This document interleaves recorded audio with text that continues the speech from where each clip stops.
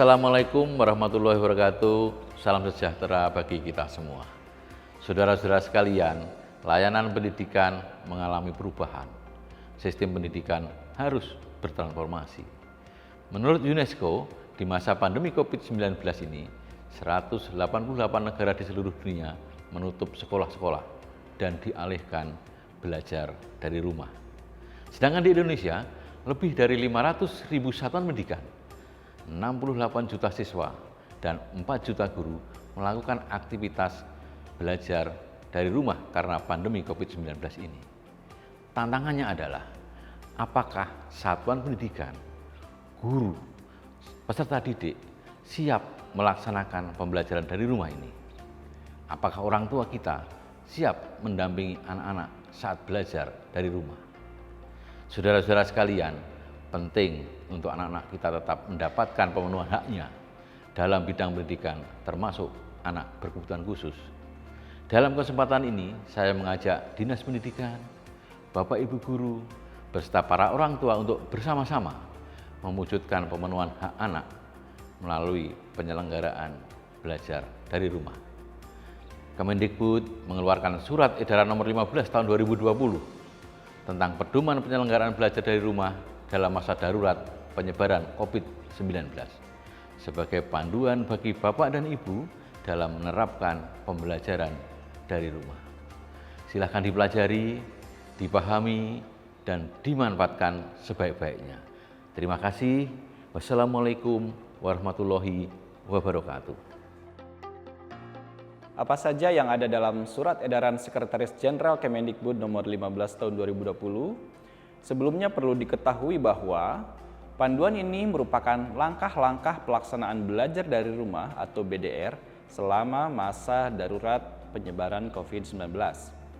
Pelaksanaan pedoman ini dikoordinasikan oleh Kementerian Pendidikan dan Kebudayaan atau Kemendikbud dengan dukungan berbagai pihak sebagai acuan bagi pemerintah daerah dalam mengelola pelaksanaan kebijakan BDR, serta acuan bagi satuan pendidikan, guru, peserta didik, orang tua, atau wali dalam melaksanakan BDR.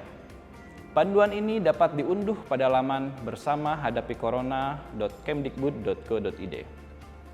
Tujuan dari pedoman ini adalah memastikan pemenuhan hak anak untuk mendapatkan layanan pendidikan selama darurat COVID-19, melindungi warga satuan pendidikan dari dampak buruk COVID-19 dan mencegah penyebaran dan penularan COVID-19. Sasarannya adalah 1. Dinas Pendidikan, 2. Kepala Sekolah, 3. Pendidik atau guru, 4. Peserta didik, dan 5. Orang tua wali. Prinsip-prinsip pelaksanaan BDR sesuai dengan Surat Edaran Menteri Pendidikan dan Kebudayaan Nomor 4 Tahun 2020 yaitu 1. Keselamatan dan kesehatan lahir batin peserta didik, guru, kepala sekolah, dan seluruh warga satuan pendidikan menjadi pertimbangan utama dalam pelaksanaan BDR.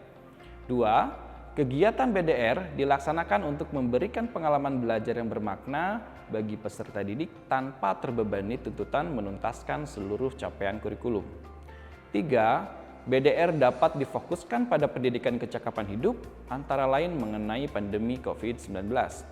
4. Materi pembelajaran bersifat inklusif sesuai dengan usia dan jenjang pendidikan, konteks budaya, karakter, dan jenis kekhususan peserta didik. 5. Aktivitas dan penugasan selama BDR dapat bervariasi antar daerah, antar sekolah, antar peserta didik sesuai dengan minat dan kondisi masing-masing, termasuk mempertimbangkan ketersediaan fasilitas BDR. 6. Hasil belajar peserta didik selama BDR diberi umpan balik oleh guru yang bersifat kualitatif dan berguna, tanpa harus memberi skor ataupun nilai kuantitatif. 7. Mengedepankan pola interaksi dan komunikasi yang positif antara guru dengan orang tua atau wali. Apa saja metode pelaksanaan BDR? Pertama, pembelajaran jarak jauh dalam jaringan atau PJJ daring. PJJ daring dapat menggunakan gawai atau gadget maupun laptop melalui portal dan aplikasi pembelajaran daring. Kedua, pembelajaran jarak jauh luar jaringan atau PJJ luring.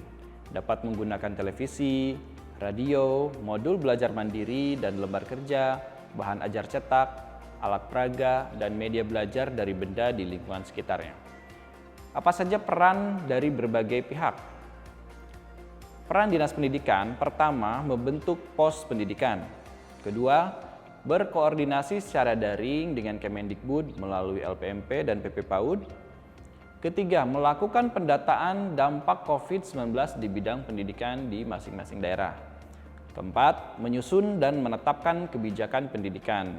Kelima, memfasilitasi pembelajaran daring dan luring. Keenam, melakukan penyebaran informasi dan edukasi. Ketujuh, melakukan pemantauan dan evaluasi pelaksanaan BDR. Dan kedelapan, melaporkan pelaksanaan BDR kepada Kemendikbud. Peran kepala sekolah, pertama, menetapkan sistem pembelajaran yang akan digunakan. Kedua, membuat rencana keberlanjutan pembelajaran selama darurat COVID. Ketiga, melakukan pembinaan dan pemantauan kepada guru. Keempat, memastikan ketersediaan sarana dan prasarana yang dimiliki guru dalam memfasilitasi pembelajaran jarak jauh. Kelima, membuat program pengasuhan untuk mendukung orang tua atau wali dalam mendampingi anak BDR. Keenam, membentuk tim siaga darurat untuk penanganan COVID-19 di satuan pendidikan. Ketujuh, berkoordinasi dan memberikan laporan secara berkala kepada Dinas Pendidikan dan atau pos pendidikan daerah.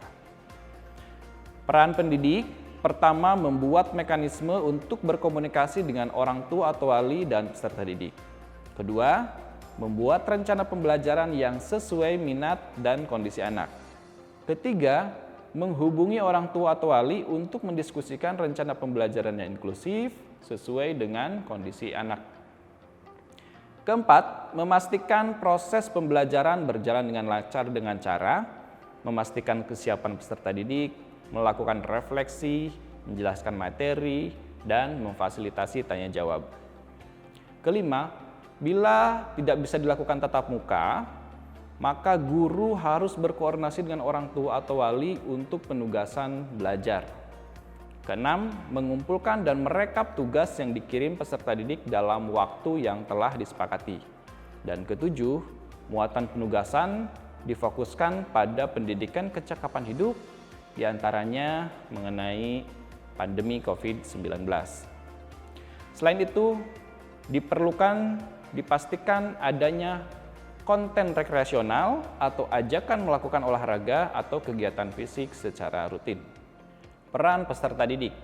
Pertama, siapkan perangkat pembelajaran seperti buku, peralatan belajar yang akan digunakan, misalkan gawai, alat tulis, dan media lainnya. Kedua, pastikan peserta didik dapat berkomunikasi lancar dengan guru. Ketiga, ajak orang tua untuk mendukung proses pembelajaran. Keempat, siapkan tempat di rumah yang cukup nyaman untuk belajar. Kelima, pahami jadwal dan tujuan pembelajaran. Keenam, aktif berdiskusi dengan guru. Ketujuh, selesaikan tugas dari guru dan ajak orang tua untuk berdiskusi. Kedelapan, mengumpulkan tugas dan bukti pembelajaran jika ada. Dan kesembilan, sampaikan kepada guru atau orang tua wali jika mengalami kesulitan dalam belajar. Peran orang tua. Pertama, menyepakati cara untuk berkomunikasi dengan pihak sekolah. Kedua, mendiskusikan rencana pembelajaran yang inklusif bersama guru sesuai kondisi anak didik. Yang ketiga, menyiapkan perangkat pembelajaran. Keempat, memastikan anak didik siap untuk mengikuti pembelajaran. 5. Menyiapkan waktu untuk mendukung proses pembelajaran daring. 6. Mendorong agar anak aktif selama proses pembelajaran. 7. Orang tua atau wali memastikan anak untuk mengisi lembar aktivitas sebagai bahan pemantauan belajar harian. 8. Mengumpulkan foto lembar aktivitas dan penugasan setiap hari.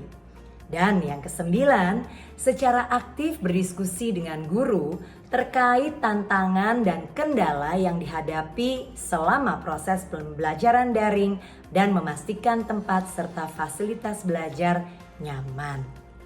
Mari Bapak Ibu dan anak-anak semua kita dukung proses penyelenggaraan belajar di rumah selama masa pandemi COVID-19. Tetap semangat dan tetap sehat.